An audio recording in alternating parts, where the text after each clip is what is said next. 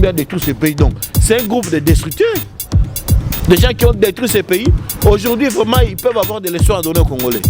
Yomoni Marchango, Kishasa, Ngana Tamboli. Nous nous sommes promenés partout. Il n'y avait rien. La ville est calme, mais tant que Marsolé a eu opposition à Kala. Oh, opposition au Tambola. Mais maintenant, ça va bien. Afa Bibanzo, Azo Kalisa, n'est rien au bimé. Mais l'opposant à Tamboli, majorité pas Tamboli. Opposant à zéro. Tala Katumbi, ils ont l'opposition. Ils ont l'opposition. Katumbi, Azalagi na Kabila. Mais régime à Kabila, Moutebenga na Mboka Oti. Botu na matata ponyo Moutebenga na Katumbi na Mboka Oyo. Gouvernement na Bango. Balobe que Katumbi aza étranger.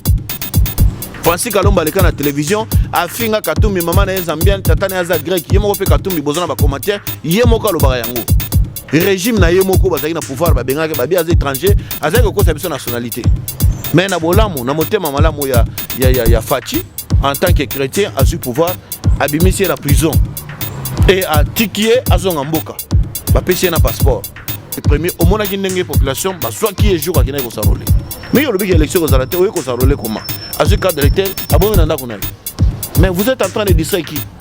Bakabal ba palissade, Moutali Bossa Rosa Fayulu. Akangi no somi mbango akina on anda kuna na parking. Il n'a même pas laissé ça na moto. Suppléant na yo za na parlement zo représenter. Mbongo ya frais de fonctionnement bimaka. Boto na Fayulu na musutu bakabali pona nini? Pona mbongo ya frais de fonctionnement opposition, o bimana gouvernement. Ba penser likola mbongo wana. Je prends Katumbi, chers amis. Mais Moïse Katumbi a géré, il a été gouverneur de tout Katanga. Le Grand Katanga, la province de Grand Katanga. Il a géré cette province pendant des années et des années. Atekaba uranium, Atekaba uranium na Corée du Nord, Atekaba minerai nyonso en mboka, commerce nyonso ya mboka ba minerai nyonso tout ya ba Jekamine. Quelqu'un qui prend un contrat de la Jekamine, Ateka ngo na 6 millions, na 3 millions de dollars, chers amis.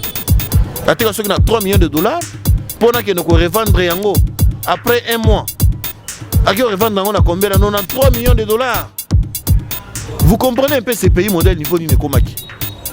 On a place belé. Tout à coup on a Bokangi Koto, militant Babimi Koto. Il n'y a plus d'opposition, nous devons être sincères envers nous-mêmes. Par exemple, quels sont ces opposants là qui peuvent parler aujourd'hui? Je vais commencer par citer le nom de qui? Dans le temps il y a Fayulu. Fayulu lui-même est là, vous lui dites que non, il était, je m'excuse, soi-disant candidat président. Mais comment Yoza, candidat président élu? Tu n'as même pas un député au sein de ton parti. Là, c'est député. Combien de députés? Il y a ici des habitants qui ont combien? Et de côté? Rien. Fayulu, il a dit aux gens, n'allez pas voter. Bon, qu'il y a une machine à voter, bon, voter la machine à voter. Lui-même, il est le premier d'aller dans le bureau à voter la machine à voter. Il n'y aura pas élection. Et ça, le Kouta, Bazoko Sabino, enrôlement et bandit. Le président Yasseni a organisé un enrôlement. Il est le premier. Fayulu a été là. L'ACP était là. Vous avez vu tout ce qui s'est passé. Il n'y a rien. Mais regardez ce qui s'est passé en Gaba.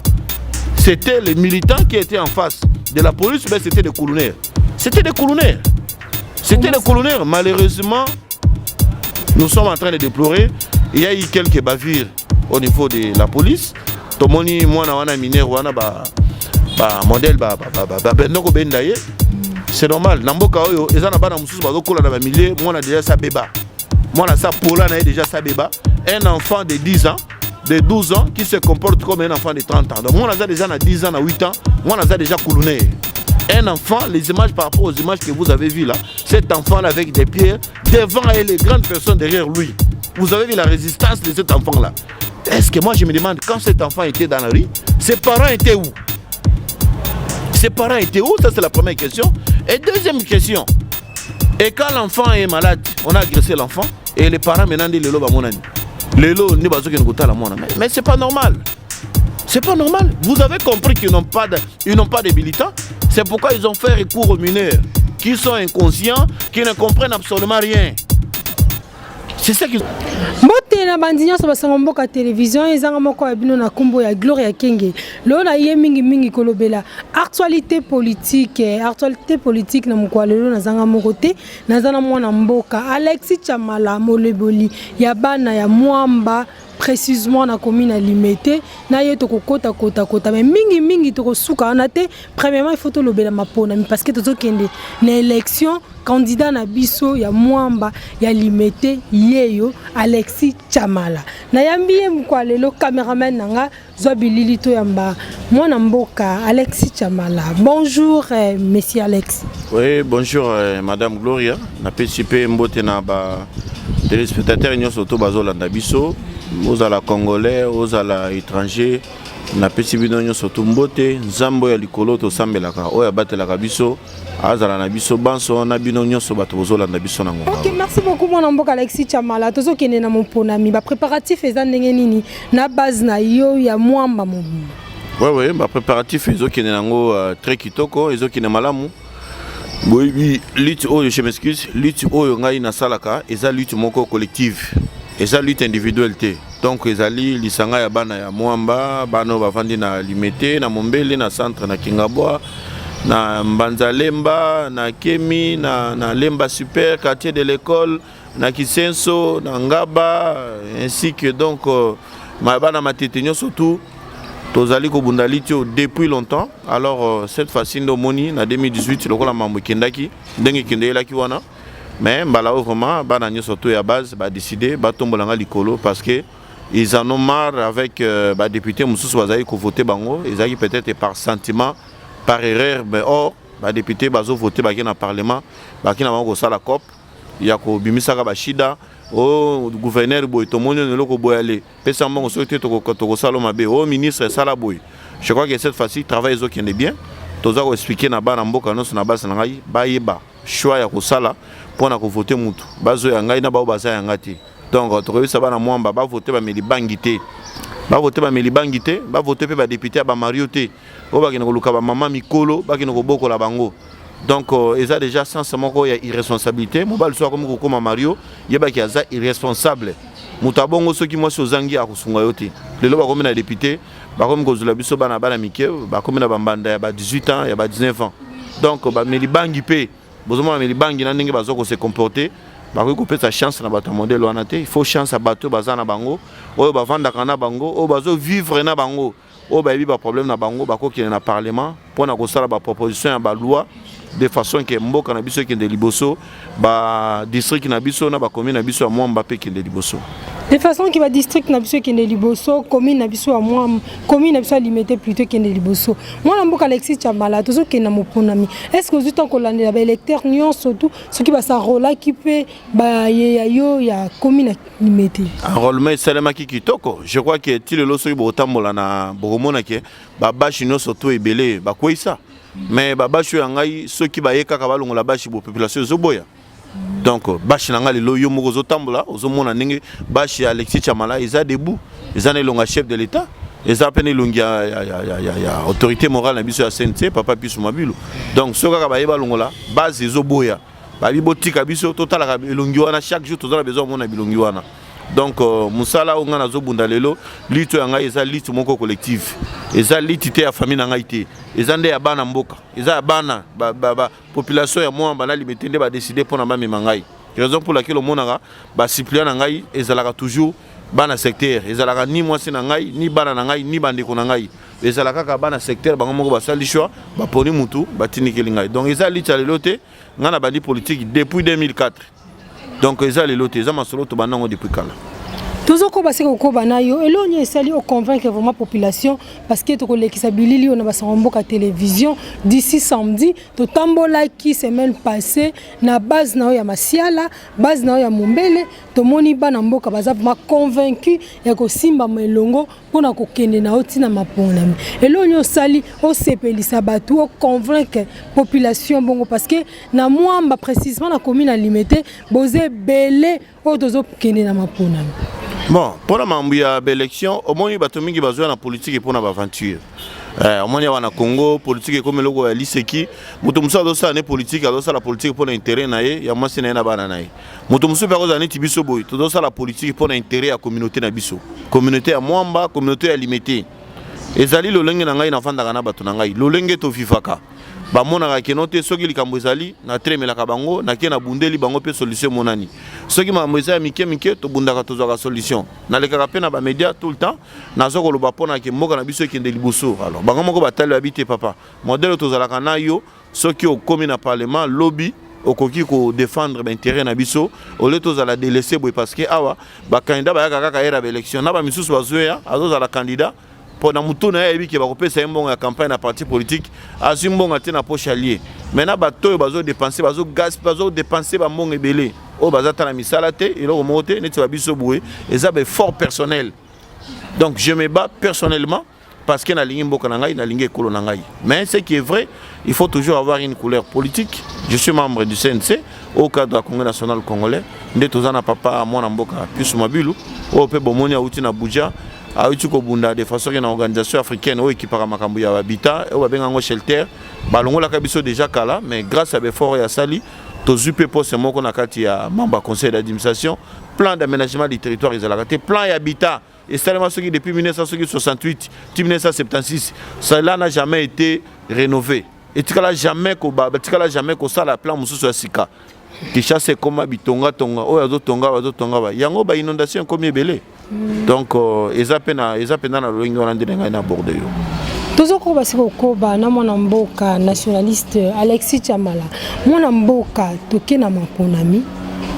Na sengi na bana nyoso commune ya Limete, bana ya quartier Masiala, bana ya quartier Mombele, bana ya quartier Mososo et surtout mingi bana quartier Mososo ngamo na kolina Mososo ya ngambu koto na Mososo ya ngambu ya yolo médical candidat na biso yeyo ba papa ba maman ezate ke honorable oazo postuler ou bien zana kati ya députation yende mutakoki ko sala bino nzela carnival te ezalaka l'état bakosa bino te o ayaki nzela wana yezaki odinda edindaka lisusu te toleka bana Mososo na banza à l'époque en 2004 tozalaki na mwana mboka na kombo ya Modizo na banza bana Mombele koto boyebi bana Mososo ngambu boyebi Modizo akufi déjà tika biso ayaka kosalela biso pont na beti sete wana asalaka pont awa asalaki de 12e riz ayaki kosala tina Mososo après mapona mito votaka ye tolobi nonzela ebongi bato bakozinda lisusu te na sima wana Dide Modizo que son âme repose en paix azongelaka biso lisusu te tokomaki même kofinga ye kenda na ye akima na atika biso ok résidence na ye kota kolezaki ka na éléphant ayaki na ye kaka na loyenge wana ti chance eloko pamba elekaki na beti sete wana bandeko nanga Mososo bakosa bino te oza honorable musana kosunga bakuluna ovandi na bakuluna osombeli bango diamba eloko ni ozo apporter pa bakuluna wana yo moko po vandi liboso yolo médical omeli diamba bandeko na ngai tozonga mwa sima to memanga na sentiment te totalaka te kayaka pe biso $1000 pe biso $500 eloko ni ya apportera pa abino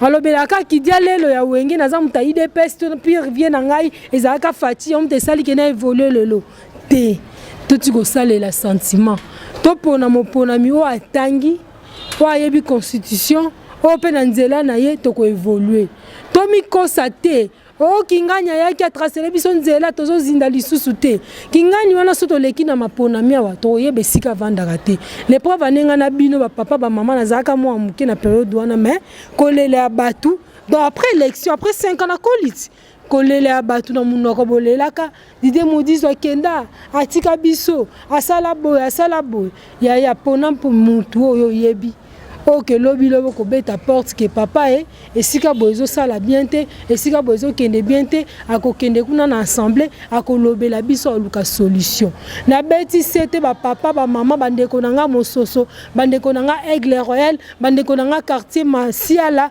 bandeko nanga quartier Mombele mutu na biso candidat na biso yeyo mwana mboka Alexis Chamala to salela sentiment te nazaki bapele honorable nazaki menoncer pa batu mususu balobi nanga na komi très te nga sala musala na ngai Mama Gloria pona kata yo maloba te ko limbisa ngai ngai na vanda na Mososo première ndako nga na futela eza na quartier Mososo je crois dazolanda dazoloba bana Mososo bazolanda ngai ba Christine Ikoko banani ba Pierrette Modire bozolanda ngai ngai badani bozolanda ngai bola bozolanda ngai bino surtout ngai na vandi pa ya papa na vando futela pa ya papa Simai donc papa Simai pa babari et pas babari et pas ba Hermine Simai na zalaka locataire kuna na zinda na ebi pasi ya Mososo na ebi pasi ya kozinda problème ya Mososo ezali problème iteke mutunga ebele ba ko ebisanga si bango problème Mososo c'est problème iteke na mutazui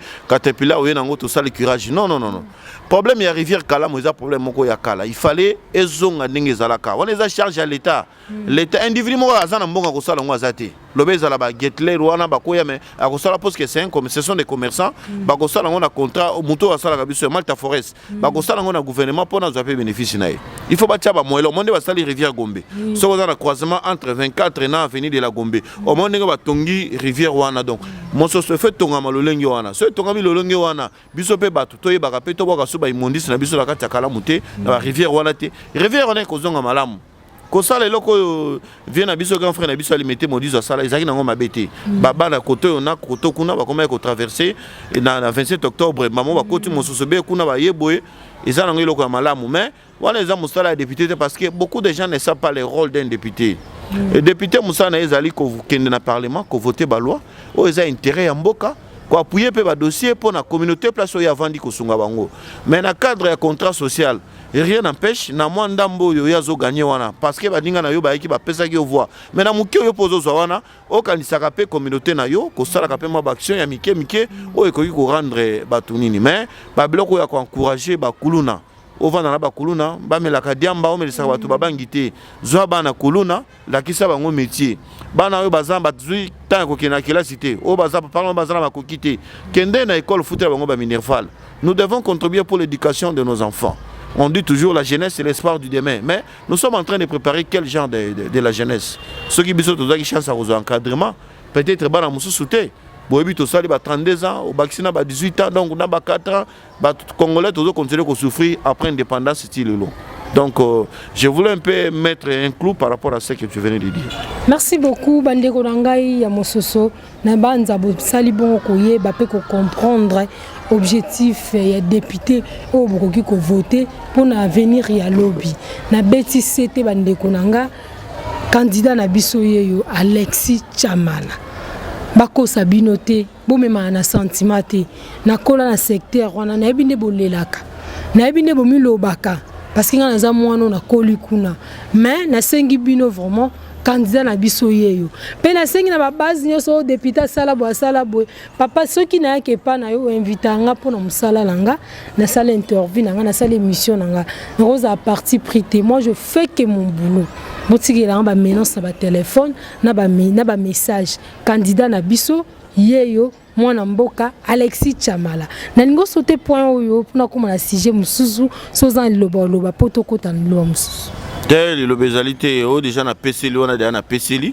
donc bana kingabo ba yebi déjà ba fongo da mémoire quartier déjà na tangi ba bi ke leader ba ngonga surtout ke na ngama mombele to bani na quartier Mayulu to ke na quartier Mayulu to ke na quartier Mombele to ke na quartier agricole to ke na quartier Mateba tito sugisi na quartier Mombele. Donc limité dans 14 quartiers. Vous comprenez? Ce que vous avez dit, c'est un candidat à limité. Candidat, vous lui posez d'abord la question, vous voulez être candidat par rapport à quoi? Est-ce que vous avez d'abord la maîtrise de votre commune, de votre circonscription électorale? La commune est limitée d'abord en question à combien de quartiers? Et bien, quartier, on est à la côté Nini. Oyebia est limité. Vous ne connaissez même pas le nombre de quartiers délimités. Et limité, en gros, vous avez limité, il y a qui Nini. Oyebité, au Vandika Bolamouki, à l'Enaza candidat. C'est n'importe quoi. Candidat d'abord, il faut y avoir milliers na Vandeli. Faut y avoir un bourgmestre d'abord doit aussi avoir la maîtrise de son millier. On ne peut pas donner la chance à n'importe qui. Ngai na kota na Mombele, na ko biso ke na ko banda na Mayulu bandi koto ya pom ngulu diaka côté africaine, na ke ko soki na quartier agricole kuna nezo. Na tangelo ke na Mombele tozana ba Mayulu, tozana ba agricole, tozana Mateba, tozana quartier Mombele.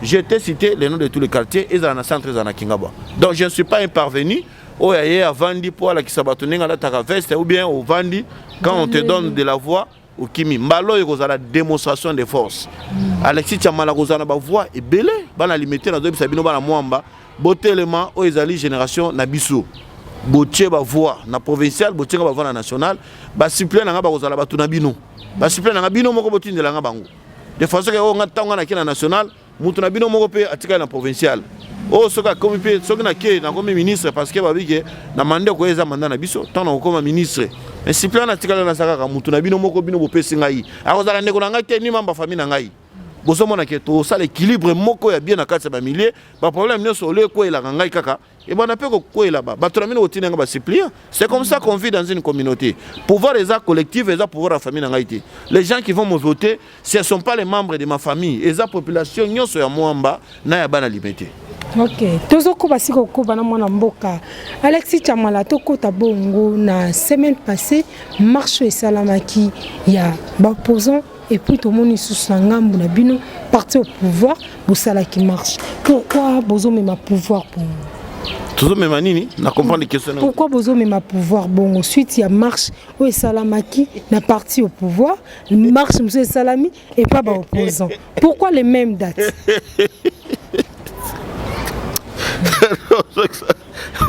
Vous posez ma zaki la marche.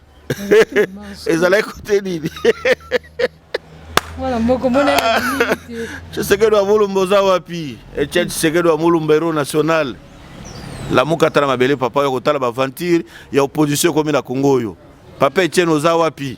Oya kotala ba venture comme na mboka na yo ya ba opposant. Opposant zo kima. Ba beti ata gazité opposant zo kima kambango bo lokola kamaka PD moko boye. Zamela ngai. Koya. Dazo la kisayo bozo mona soki cameraman akoko benda dazo la kisayo ba cicatrice. Moi je suis un combattant ya première heure. Bozo mona ba cicatrice nga na zanango o eza combat elito nga na bunda. Bozo mona ba mbeli o ba kotanga ba milangi yawa. Combat biso to banda bozo mona. So bozo na ba image nanga bolakisi bozo mona na awa. O kutu ya ne passé mona yango modèle ba bato ya lamuka ba sasaka nga ilokola nyama. Parce que dans l'attaque t-shirt, ils ont le chef de l'État. Vous savez, aujourd'hui au Congo, nous devons toujours rappeler aux gens. Le président de la République, Félix Antoine Tshisekedi, qui est au pouvoir aujourd'hui, c'est un fruit de l'opposition, il vient de l'opposition. Vous savez, dans mon thème, Malamou, opposant à marche. Dernièrement, à marche. Bakenda na fait mais bon na kabangoti. Batamboli balokoti lokoti ba shege. Balokoti lokoti bana balabala. Moyena ba mbongo ba pesi bango. Bomona ba image ne ba sala mpiaka. Ils ont demandé la marche l'autre fois, bah ici bango non. Bah quand ils pona date, bah bimi na réunion avec l'autorité provinciale. Le porte-parole, c'est lui qui a fait le porte-parole, je crois, de la réunion entre la majorité, entre le gouverneur, le pouvoir provincial de la ville de Kinshasa, les autorités provinciales, ainsi que les opposants. L'itinéraire a été donné. Qu'ils vont commencer des Grand Malik, je crois, vers Minza, passant par Bandalungwa, Kassavoubou, jusqu'à chuter dans le siège des partis politiques et de M. Foyoulou, je crois, au niveau de l'enseignement. Ils ont accepté, ensemble. Et de l'autre côté, il y avait aussi le parti du pouvoir, l'UDPS, avait demandé aussi l'autorisation d'organiser une marche. Ils ont commencé, on a aussi donné l'itinéraire d'Engaba, et ainsi de suite, jusqu'à chuter et jusqu'à dépasser la 7e rue. L'ACP aussi, de l'autorité morale Ngobila, avait aussi une marche, une manifestation qui a été organisée au niveau du terrain municipal de Massina. Mais tout a été dit pendant la réunion, ils se sont convenus. Bayoka dit bien, Babimi pendant la réunion, sachant qu'ils sont impopulaires, en dehors de la commune de Massina, en dehors de la commune de Ngaba, ils ont la place de mon côté, ils ont la place de mon côté. Ça, c'est une opposition. En dehors de Massina, Ngaba, ils ont la place de mon côté. Dans Massina, Bisika Babeta Kangawana, ils ont la place de mon côté, ils ont battre. Il y a un moment que tu vas savoir que dans la Gramali, ils n'ont pas de gens en opposition. Ou en opposition, on a vraiment. C'est une honte. C'est une honte. Ce n'est pas une opposition, ce sont des gens qui font des bruits. Pour Batia Bangouka. On les a laissés, qu'est-ce qu'ils ont fait?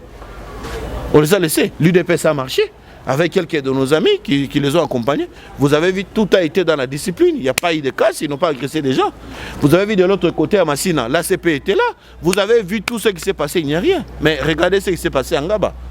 C'était les militants qui étaient en face de la police, mais c'était des colonnaires. C'était des colonnaires. C'était le colonel. Malheureusement, nous sommes en train de déplorer. Il y a eu quelques bavures au niveau de la police. Tomoni moi na wana mineur wana ba modèle bendoko bendaye. C'est normal. Namboka oyo ezana bana mususu bazokola na ba milliers, moi na déjà sa beba. Moi na sa pola na déjà sa beba. Un enfant de 10 ans, de 12 ans qui se comporte comme un enfant de 30 ans. Donc moi na déjà na 10 ans, na 8 ans, moi na déjà colonel. Un enfant, les images par rapport aux images que vous avez vues là, cet enfant là avec des pierres devant et les grandes personnes derrière lui. Vous avez vu la résistance de cet enfant là. Est-ce que moi je me demande, quand cet enfant était dans la rue, ses parents étaient où? Ses parents étaient où? Ça c'est la première question. Et deuxième question, et quand l'enfant est malade, on a agressé l'enfant, et les parents maintenant disent Lelo Bamonani. Lelo ne va pas mais c'est pas normal. C'est pas normal. Vous avez compris qu'ils n'ont pas d'habilitants. C'est pourquoi ils ont fait recours aux mineurs, qui sont inconscients, qui ne comprennent absolument rien. C'est ça qu'ils ont fait.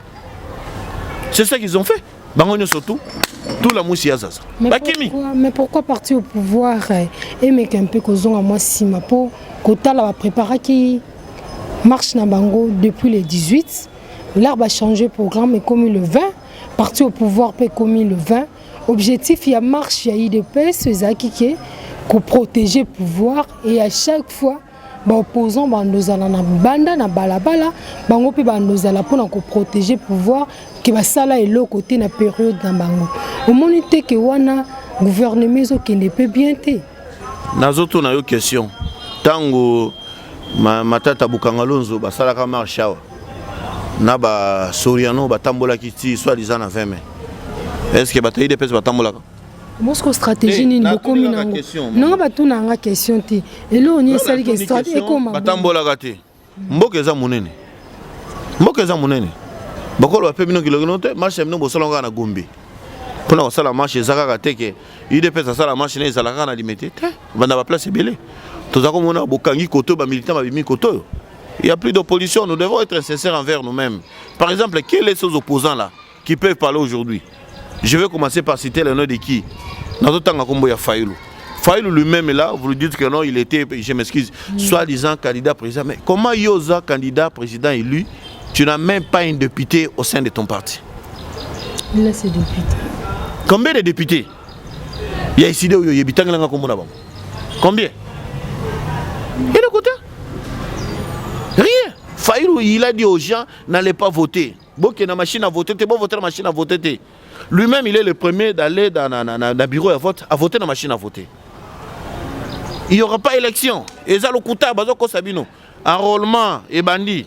Le président Yasseni a organisé un enrôlement. Il est le premier. Bisoko Tutoke ko sarolé na jour à Soukame. Fayoul a été le premier. Au moins, il y a population, soit qui est jour à qui n'est ko sarolé. Mais il y a une élection aux arrêtés, ko sarolé comment? À ce cadre d'électeur, abonné nanda konaï. Mais vous êtes en train de distraire qui? Bakabal ba palissade, Moutalibosa ko Fayoulou. Akangi no somi mbango akila ngona ndako na tia na parking. Il n'a même pas laissé ça na muto. Suppléant na yo azana parlement zo représenter. Mbongo ya frais de fonctionnement bimaka. Botu na Fayoulou na muzutu bakabali pona nini? Pona mbongo ya frais de fonctionnement opposition. O bimana gouvernement. Ba panzer likola mbongo wana. Je prends Katumbi, chers amis. Mais Moïse Katumbi a géré, il a été gouverneur de tout Katanga. Le Grand Katanga, la province de Grand Katanga. Il a géré cette province pendant des années et des années. Ateka ba uranium, ateka ba uranium na ba Corée du Nord, ateka ba minerai nyonso ya mboka, commerce nyonso ya mboka ba minerai nyonso tout ya ba Gécamine. Quelqu'un qui prend un contrat de la Gécamine, ateka yango na 6 millions, na 3 millions de dollars, chers amis. Ateka soki na 3 millions de dollars pour que nous revendre yango après un mois. Aki revendre yango na combien? Na 3 millions de dollars. Vous comprenez un peu ces pays modèles niveau ni komaki. Katumbi azalaki na Kabila. Mais régime Kabila mutebengana ke na mboka wote. Botu na matata ponyo mutebengana ka Katumbi na mboka oyo. Gouvernement na bango. Balobi ke Katumbi aza étranger. Francis Kalomba leka na télévision afinga Katumbi mama na Zambian tata na za grec yemo pe Katumbi bozana ba commentaire yemo ka lobaka yango. Régime na yemo ko bazaki na pouvoir ba bengaka ba bi aza étranger azaki ko sa biso nationalité. Mais na bolamu na motema malamu ya Fachi en tant que chrétien a su pouvoir abimisi la prison. Et à Tikié, à Zongamboka, bah pêcher un passeport. Bah tout côté la coalition, tout gérer ensemble. Après ça, ma ministre, mais les ministres Tino, mandataires sont des kamikazes. baïbaka mbongo na gouvernement baki na kopesa ye pouvoir comme na souka. Ils sont en train de réfléchir, de penser dans ce sens que au Congo ici, pour devenir député, pour être populaire, tu dois insulter les chefs de l'État qui ont au pouvoir pour voter. Ils pensent que la même formule là doit aller. Or le pays change. Congolais ont fait la mise. Nous en avons très bien. Nazu Deli Sanga, un instable total. Il ne sait pas ce qu'il fait. Deli Sanga n'a jamais su ce qu'il doit faire et ce qu'il est. Il a été au MLC, à Keboy, à Zongiboy, à Baruki Koto. Il a même les sangs dans ces mains-là. Mais tu sais que les gars, on ne le traque pas. Qui encore? Matata Pogno. Matata Pogno n'est pas un politicien, chers amis. Comment ça? Matata Pogno, c'est un administratif. Je crois que moi, je suis en train de lui donner des conseils. Allez dire à Matata Pogno, Atika politique, Aïbi politique. Atika na bureau, na ba organisme international, ndenge na ba beseko wana, na ba gouvernement, na ba organisme international wana. Azonga kuna ba organisme international ya ba firme financière wana, akene koluka kuna sala. Matata Pogno, il n'est pas politicien, il n'a jamais été connu au Congo comme un politicien. Il a eu ses pouvoirs là par rapport à la crise économique qu'on avait au pays, comme son ami, je crois que Christian Lagarde a la tête à FMI qui est Congo, na yakana ba militant na yeba ko seni Matata Pogno. C'est un inconnu en politique. Vous n'avez besoin mon até ba sortie médiatique qui nous ça les a ratés. Non, selon marche, s'il vous plaît l'honorable, selon la marche l'air bazako marché, na mon interview ya ba confrère na biso RFI, ba tuni objectif ya marche normalement izanini à l'obit de marché parce que Tshisekedi a teki mboka bibi. Bon il tango dari premier ministre a bengo sa mboka. Matata Pogno yo tango zala ki premier ministre bongo sa mboka. Mboka nyoso tumbongo nyoso ba commission. Il y a la commission You. Vous avez fait beaucoup de bruit ici. Parc agro-industriel, Massango et Kokoma, partout dans la porte, vous avez détourné de l'argent. Le dossier est encore là au niveau des instances judiciaires, le dossier non-utilité. Vous avez volé de l'argent. Matata Pogno est allé construire. Qu'est-ce qu'il a fait comme investissement dans Bokayo? Allez lui poser la question s'il a été même combien de fois dans la province de Grand Bandundu. Il a été combien de fois dans la province de l'Équateur? Si ce n'était que Manié Mazago qui n'est pas Naïkouna. Il était premier ministre, mais il s'est comporté comme un gouverneur de la province de Maniema. Il est allé investir chez lui à Maniema, à construire une école primaire, ceux qui ont une école secondaire, à construire une université, mon n'est pas Naïkouna. École, on s'occupe, à ce qu'on y s'agaba na batou, na bokutisme. C'est tout ce qu'il a fait. Matata Pogno, à l'époque de Kabila, j'ai suivi son interview, il a dit même à l'époque de Kabila, ce n'était pas comme ça. Mais à l'époque de Kabila, combien de batoués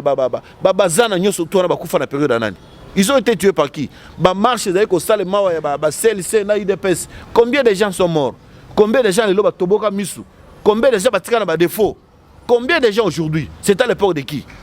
Matata Pogno n'est pas un politicien. Moi, je vais lui conseiller qu'il cesse avec des déclarations politiques. S'il veut faire des déclarations politiques, qu'il les laisse à son secrétaire général, je crois, Franklin Tchamala. Parce que les Tchamala ont été toujours des gens intelligents. Qu'il laisse Franklin Tchamala s'exprimer à sa place pour son compte. Il ne connaît rien de la politique parce qu'il fait trop de ratés dans les médias. Il doit cesser de parler. Matata Pogno ne connaît rien de la politique. Il n'a aucune leçon à donner aux Congolais. Il a détourné les biens des Congolais. Lui, il parle de la vie chère. Moi, je lui pose une question. Matata Pogno, tant que Premier ministre, Congolais mon roi Zalaki Kolia par jour moyen à Kolia Congolais benga na PIB. Et Zalaki a 3000 francs, tant Matata Pogno a commis na pouvoir Zalaki $1. Tant Matata Pogno a commis Congolais mon moyen à Kolia na combien na $5. Et là au mon côté, il n'y a aucun changement. Et ça la stabilité des taux. Stabilité des taux des autonomes ça mabumba ba Congolais. Réunion de troïka, réunion à 5 heures, ça aboutit à quoi? C'est Matata Pogno son gouvernement qui a détruit Katumbi. Katumbi a détruit ce pays donc. C'est un groupe de destructeurs. Des gens qui ont détruit ces pays, aujourd'hui, vraiment, ils peuvent avoir des leçons à donner aux Congolais. Yomoni Marchango, Kishasa, Ngana Tamboli. Nous nous sommes promenés partout, il n'y avait rien. La ville est calme, mais tant que Soleil a eu opposition à Kala, opposition au Tambola. Mais mon tour, ça va bien, Afabi Banzo, Azokalisa, n'est pas bien. Mais là, opposant à Tamboli, majorité pas Tamboli. Opposant à zéro. Tala Katumbi, ils ont l'opposition. Ils ont l'opposition, ils ont le gaz. Aux autres, la cicatrice, moi, quand nous autres, on a le biso baoyo. Kaka moi, il moi, kaka, na musika pamba, talambango. Mais moi, j'ai pensé qu'un président d'un club comme Mazembe, c'est un sportif. Mango, le kola, moi, c'est le kola pédé, mon koboy. Mango, na mutuka. Opposé à qui m'a gazité. Opposé à qui m'a représenté, yaka frontaka. Opposé à frontaka, opposé à qui m'a gâté. Ça sont des aventuriers. C'est ça avec les aventures. C'est ça avec les aventures. Mais vous serez sanctionné dans les urnes. Moi, je vous dis.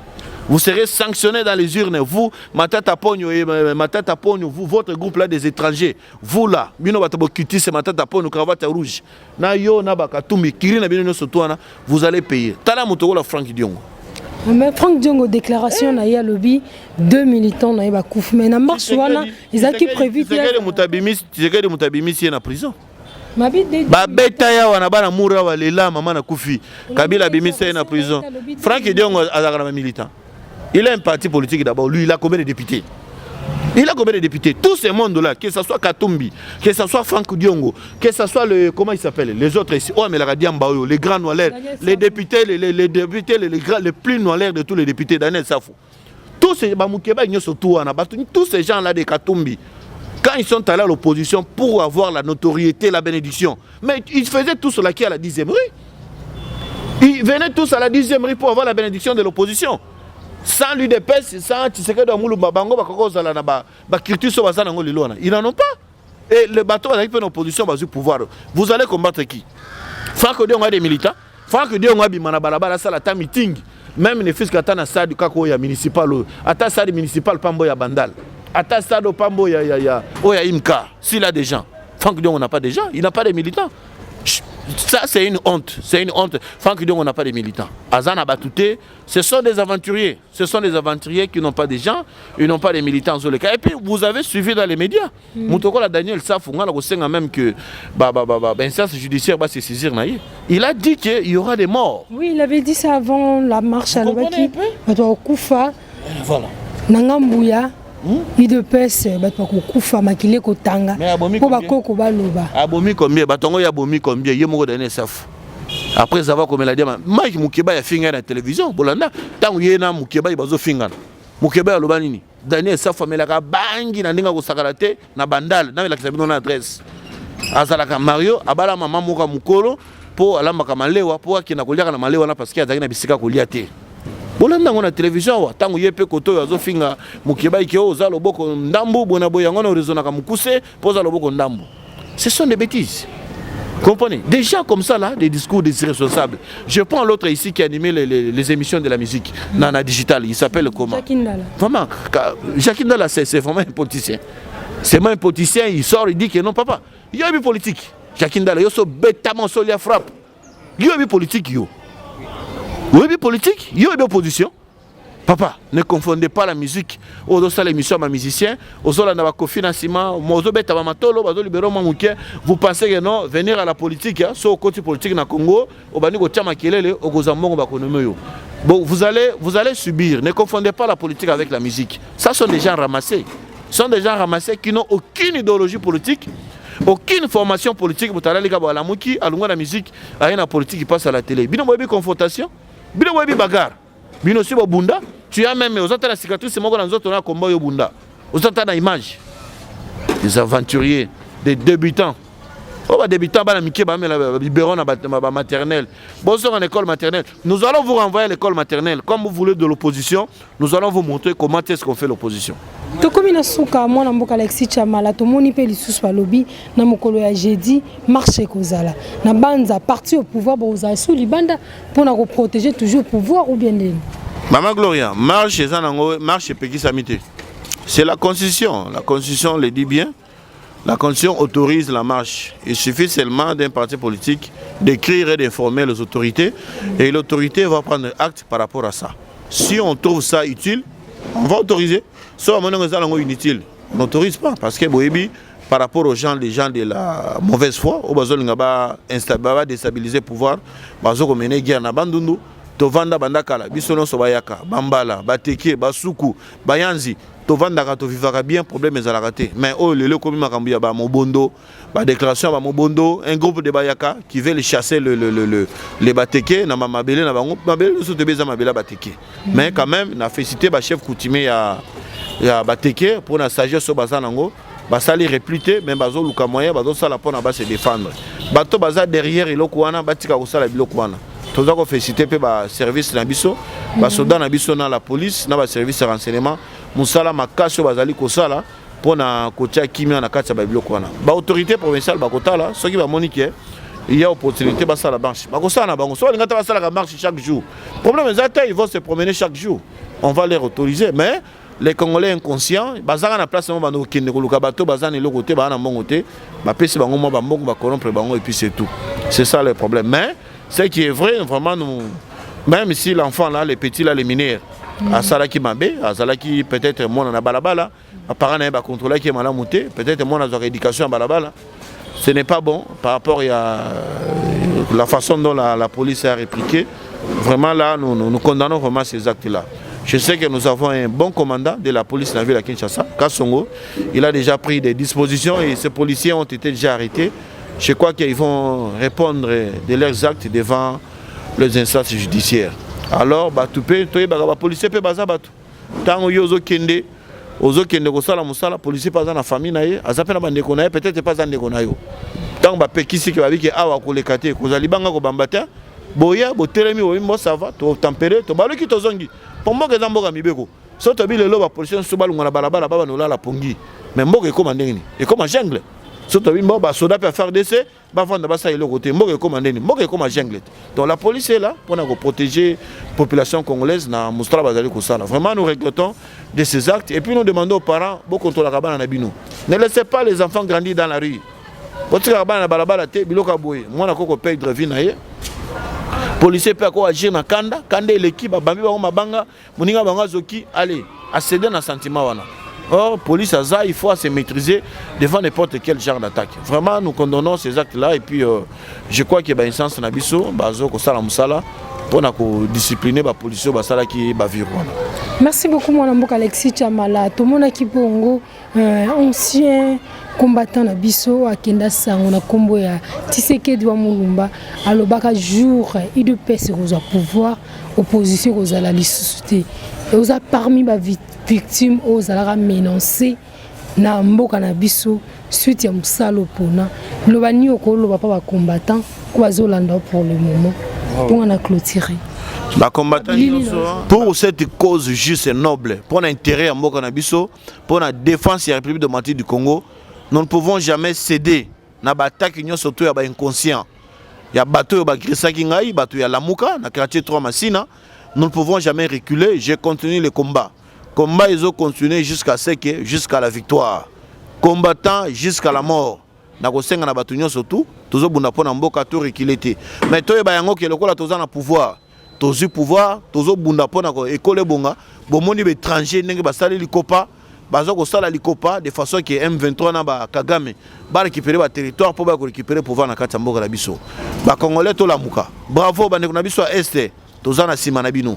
Batu nyonso tozo bunde tumbawa ba Harold de Badibanga. Ba Meshak Mandefu, batu nyonso tu ba Jekobeya, ba Papa Pius Mwabilu, batu nyonso tu bazo ko telema, ba Vie Mboso, le vrai Mouyaka Vie Mboso. Bomoni na bana Kanluka. Kanluka nyonso ba comprendre la réalité. Kaluka no sona sima fachi ba tcheli bango nzela bazo sala bango ba pont o kaluka ezaka ba ya lelo kaluka changer bokanga minoko na bino bokeno hôpital général ya mama yemu boko kanga minoko na yo yo muto zo finga pouvoir en place zo finga fachi kena mama yemu tongama depuis 1912 kama pa emanzembo mama yemu zaka salle de mort ça dit que so amemi okuna za pono kufa lelo on a construit 702 chambres na mama yemu 702 chambres na bâtiment batongia sikawana. Ce qui est si le corps a inauguré un groupe malade, nous surtout Matikuna. Après, Bakolongola Sikoyo, pavillon, nous surtout Anna, Baso Bouka Yango Lissous. Maman est le plus meilleur hôpital en Afrique. Équipage, quand on n'en parlait même pas. Bokena Yolon hôpital à Mabanga. Allez voir les œuvres des mamans, de la première dame. Maman de Dens Nakiru. Bota la Mabanga de Bazo Tonga Mabanga. Et autres Tonga Mana niveau moko comme on a été, mais Mabanga Zalaki, Soko côté. Obi malade, Moussou Babika Kanani. Kaka taka kotuka l'hôpital kaka boy solo kaka hôpital ayoki boy solo mabe ya kufi mais malade musa ko ya ba hôpital ezana ba condition bien mais hôpital a muto mbodi kimbi wana soko koti lo kima hôtel ko l'hôpital ko la kantiach na papa wana na publicité makasi na lala ka pe na hôtel na yeso na kena Congo central mais le jour où je le verrai je vais le visiter. Cet homme c'est un grand homme d'affaires, il a engagé beaucoup de Congolais pour bazo laisser sa famille na bango mais l'Inde n'a jamais été dans la politique. Ozolanda so tale ba match forest à étranger, qui le roi sa nationalité étrangère. Mais avec investir dans Mboka na biso, pas engagé combien de Congolais. C'est pas quand on bibino boyibi mbongo na Mboka, aux affaires étrangers. Mais quel investissement que tu as fait au pays? Autant la baledia, tout on l'a dit tout à l'heure dans l'histoire, dans deux ans à Simo. Autant la fonti. bavie na biso fonti premier congolais oyo asomba avion fonti premier congolais azalaki na société aérienne aviation bafonti wana oke bawetra fois bazalaka na bavion investissement kaka na kati ya Congo tozwi bapapa Bemba Saolona. Je peux vous citer tant d'autres de personnes qui ont investi dans ces pays na étrangers belé tona ngona kati ya mboka oyo bazo ko investir mais ils ne sont jamais dans la politique. Katumbi tikala na makambo ya bale. Tu es un bon manager pour le football mon cher. Restez là-bas. Les gens qui t'ont dit de faire la politique bakosio. Maintenant d'aponyo kenda na ba firme internationale qui n'ont sala musala ya finance kuna oyi bagani ngo détourna mbongo na kati ya gouvernement. Vous n'avez aucune leçon à nous donner. Merci beaucoup. C'est moi qui vous remercie. Merci. Merci à la maison sur sa boca. Si on est qui nous parle pour la nationaliste Alexis Tchamala, nous serons dans la tête, nous savons vous partager l'émission à la prochaine.